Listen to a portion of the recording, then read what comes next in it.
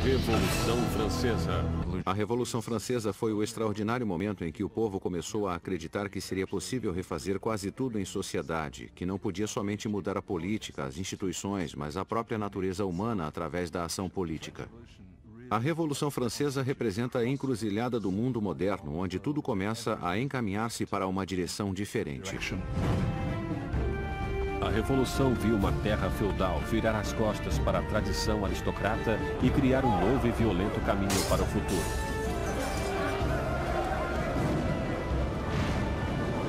Faria estremecer os próprios fundamentos da Europa e seu impacto seria sentido além dos mares. A Revolução Francesa levou o pão aos pobres, a democracia à França e estabeleceu uma nova ordem na sociedade.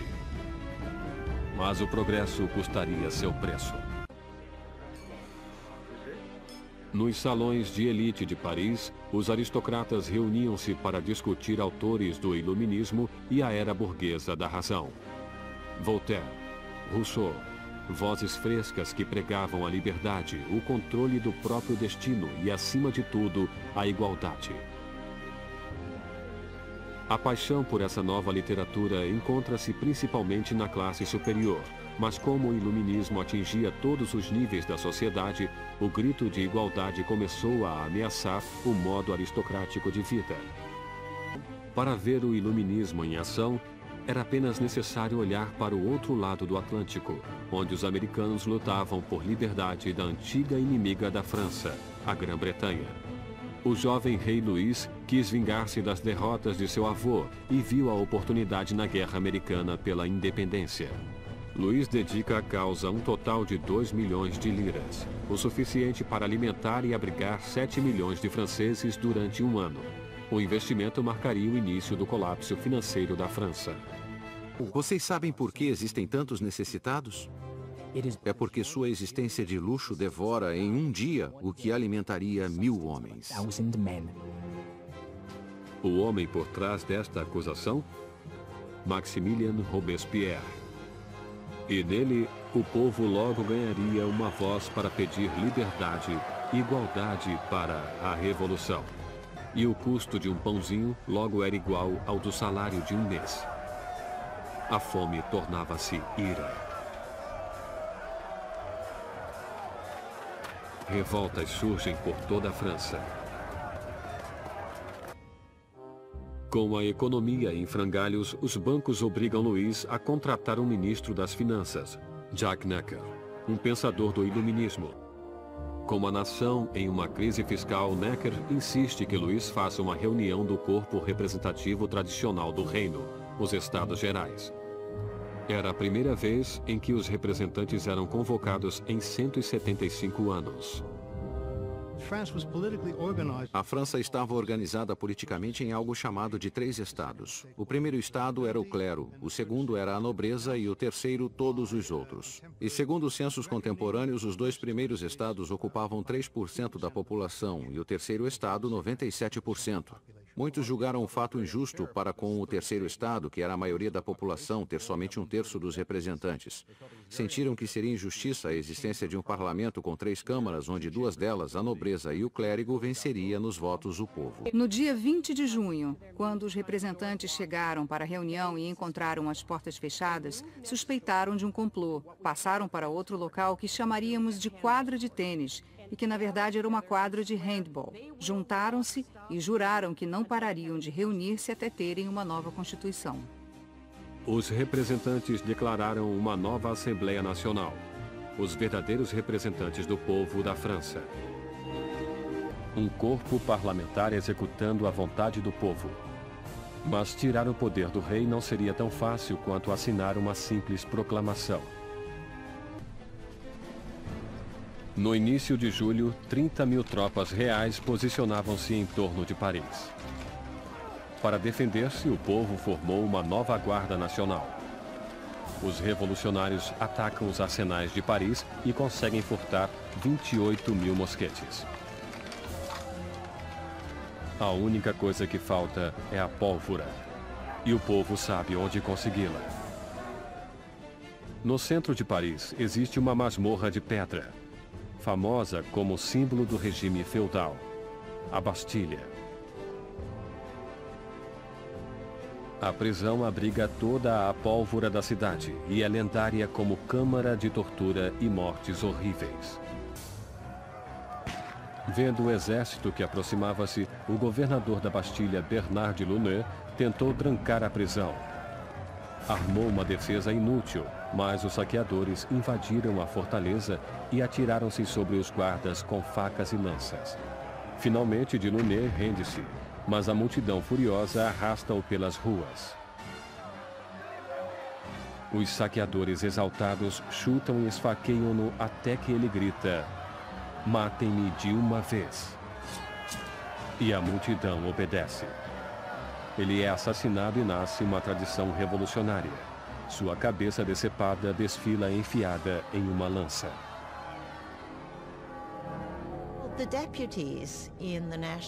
Os representantes da Assembleia Nacional não condenam esse ato de violência.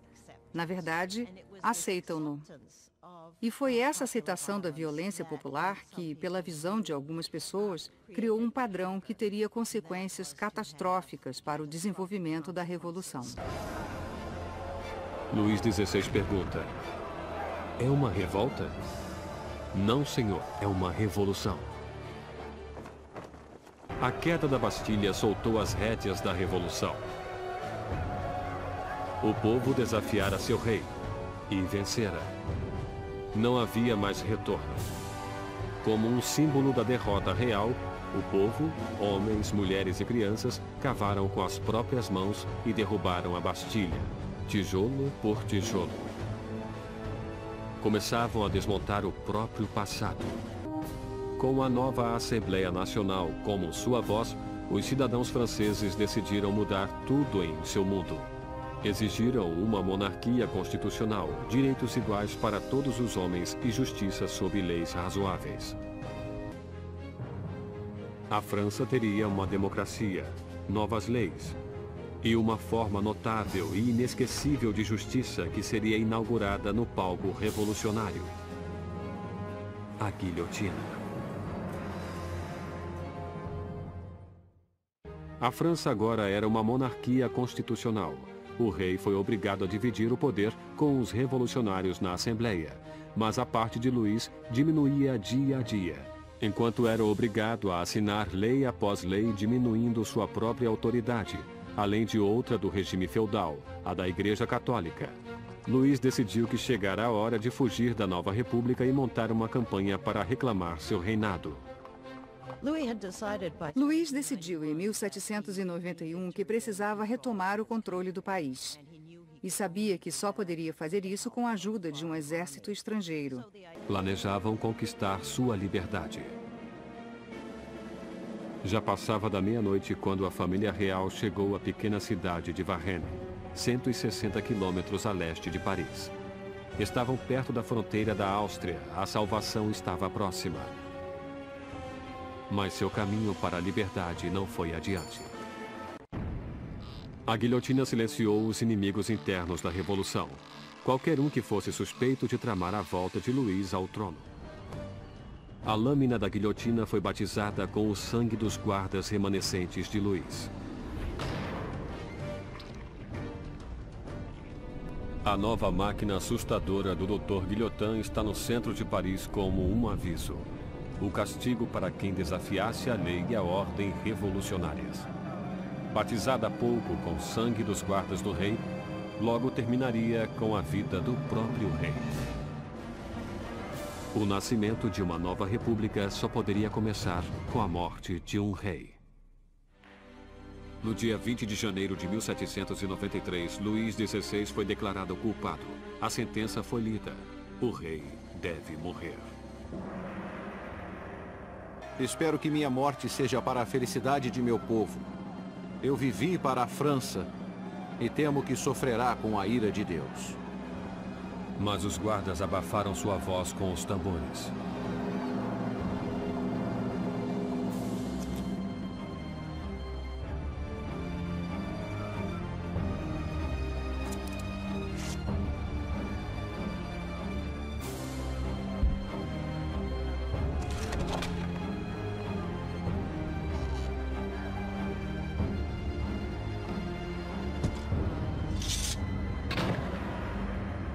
Às 10 horas e 22 minutos da manhã, o homem que fora rei não mais existia.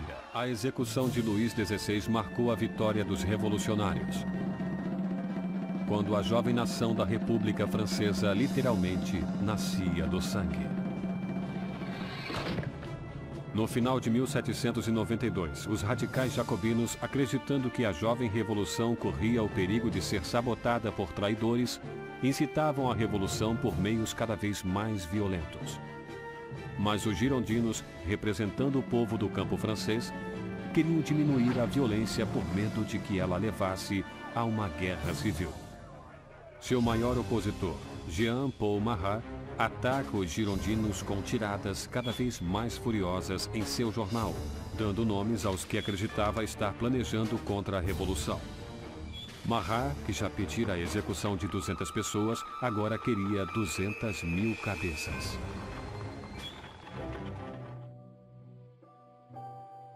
Em 15 de outubro, Maria é julgada. Deveria ter o mesmo destino de seu marido.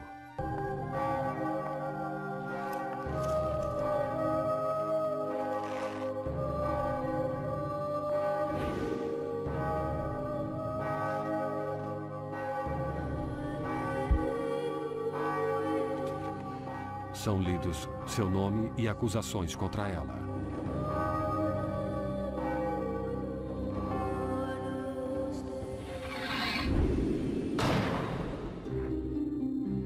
A última rainha da França está morta.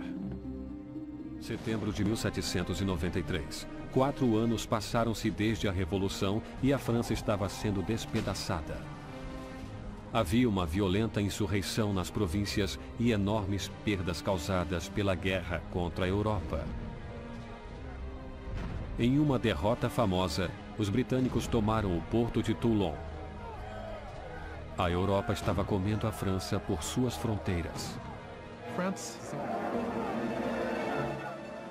Danton e Robespierre, os astros oradores da Convenção, perceberam que teriam que agir para salvar a Revolução. Convenceram seus colegas a instituir uma nova forma de lei marcial. Está na hora de todos os franceses desfrutarem de uma igualdade sagrada. Está na hora de impor essa igualdade através de atos de justiça contra traidores e conspiradores. Que o terror seja a ordem do dia. E assim tem início um novo capítulo na Revolução. Um período de violenta repressão chamado de O Terror.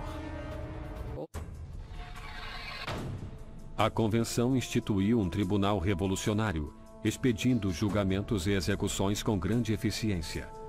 Para consolidar o poder, formaram um conselho de 12 homens chamado Comitê de Segurança Pública. O maior poder deveria ser delegado a um grupo menor e esse grupo tornou-se o Comitê de Segurança Pública, que finalmente resumiu-se a 12 pessoas que governavam a França como uma ditadura coletiva. Com suas palavras de mestre e sua visão revolucionária, Robespierre tinha a voz mais forte nas reuniões. E essa voz pedia mais sangue.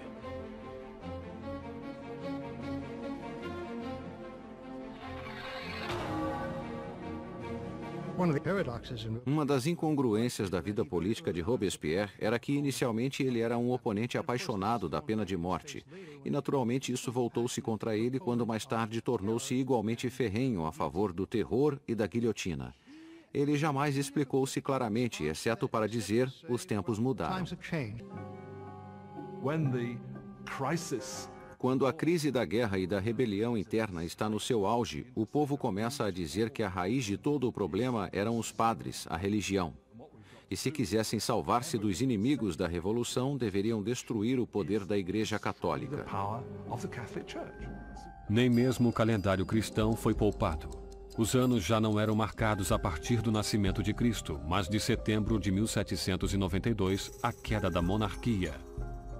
Agora era o ano 1. Os meses receberam nomes de acordo com as estações. Julho tornou-se Thermidor, abril Floreal. Os meses foram partidos em 3 semanas de 10 dias cada. O calendário revolucionário foi destinado como uma arma contra o cristianismo. O terror espalhou-se por toda a França. Insurreições são abatidas com uma crueldade sem limites. Na cidade de Lyon, onde os contra-revolucionários ganhavam terreno, o Comitê de Segurança Pública exibe um exemplo cruel. Centenas de rebeldes são amarrados, enviados para os campos e assassinados em massa.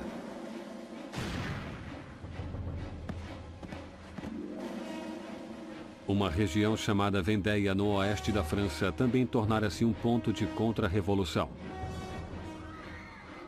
Rebeldes e padres foram amarrados juntos e colocados em barcos que eram afundados sem piedade. Mais de 100.000 pessoas foram mortas somente em Vendéia. Em Paris, a guilhotina desce cada vez mais.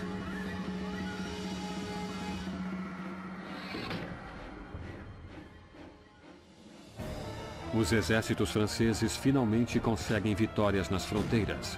Sob as ordens de um brilhante comandante, Napoleão Bonaparte, o exército francês faz com que a Marinha Britânica realize uma retirada desmoralizante em Toulon. A revolução está em seu auge. Robespierre está em seu mais alto poder. Dominar a todos os inimigos da revolução e alcançar o sucesso através do terror. Durante um tempo, o terror foi um meio eficiente de reunir o país, o governo e lutar uma guerra com várias frentes. No leste, no norte e por toda parte. Lutando contra uma guerra civil em Vendéia, a mais sangrenta de todas. E também a guerra civil contra os girondinos e contra todos os revolucionários que se voltassem contra Paris. O terror atingiu sua meta, mas não parou. E não pararia, até devorar o homem que o criara.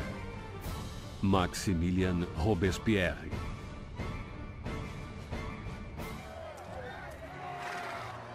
Em 27 de julho de 1794, a guilhotina decapitou o incorruptível. E foi derramado o último sangue do terror. O terror morre com Robespierre, mas a revolução não. Os direitos do homem, a democracia, a nova república, os resultados da revolução sobreviveriam aos próprios revolucionários. A França entraria em um período de incertezas, congelada entre o medo de outro terror, ou pior ainda, um retorno à opressiva monarquia que o precedera. Depois de 5 anos instáveis, o poder novamente é consolidado nas mãos de um único homem, Napoleão Bonaparte. A revolução destruiu a parte fútil da Europa e mudou para sempre o curso da civilização ocidental. A questão levantada pela Revolução Francesa é saber quanto de violência é justificável para conseguir-se uma sociedade melhor. O povo teria o direito de destruir o que julgava ser um sistema injusto para substituí-lo pelo que estava convencido fosse mais justo. Quanto de violência é justificável para esse fim? Ainda temos que pensar no assunto. Enquanto Robespierre e seus companheiros dirigiam seu país para o futuro, muitos deles devem ter imaginado qual seria o resultado final. Mais de 200 anos depois do nascimento da República Francesa, o fantasma de Robespierre ainda persegue revoluções da Rússia ao Vietnã, da China à América Latina. A experiência francesa com a democracia inspirou modelos por todo o mundo. Onde existe tirania, o grito por justiça é eterno. Pela liberdade, igualdade, fraternidade. Pela revolução.